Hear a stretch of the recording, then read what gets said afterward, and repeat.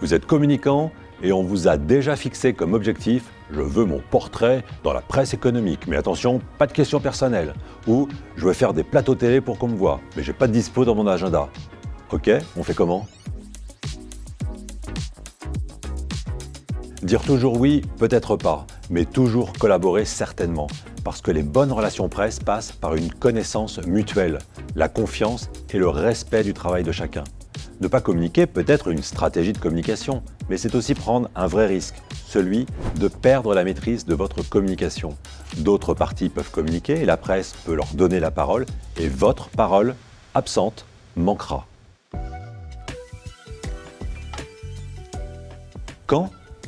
C'est à chacun d'en décider, mais mon conseil, pour réussir ses relations presse, il est essentiel de savoir dire oui. Oui, je réponds toujours à un journaliste qui me sollicite. En communication, c'est un interlocuteur prioritaire. Oui, j'accepte un échange avec un journaliste, même pour lui dire, expliquer qu'éventuellement, je ne sais pas, que je ne peux pas satisfaire toutes ses demandes, que je lui cherche un meilleur interlocuteur. En tout cas, je ne figure jamais aux abonnés absents. Oui, j'accepte de fournir des données ou des photos pour illustrer un sujet. Si le journaliste en demande, c'est même idéal, ça me permet de maîtriser mon image. Enfin, oui, je tiens compte de ses impératifs d'agenda pour bien l'accompagner dans ses demandes. Son agenda est prioritaire au mien. Encore une fois, rien n'est imposé. Vous êtes libre d'accepter ou non, mais soyez cohérent.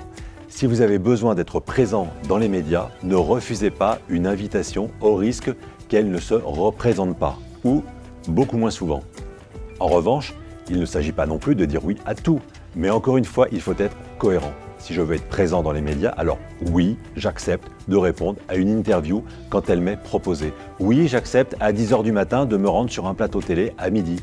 Oui, j'accepte une invitation à 14 h pour 17 h, à 19 h pour 23 h, ou encore à 21 h pour le lendemain matin.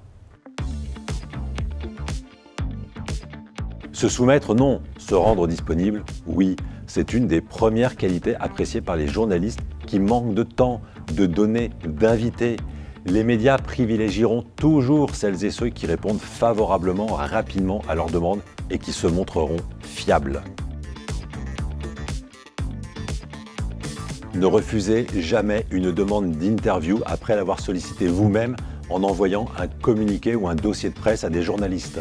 Ils auraient raison de croire, si ce n'est que vous vous moquez d'eux, que vous n'êtes pas sérieux, pas fiable et par conséquent arrangé dans la catégorie des personnes pas fréquentables.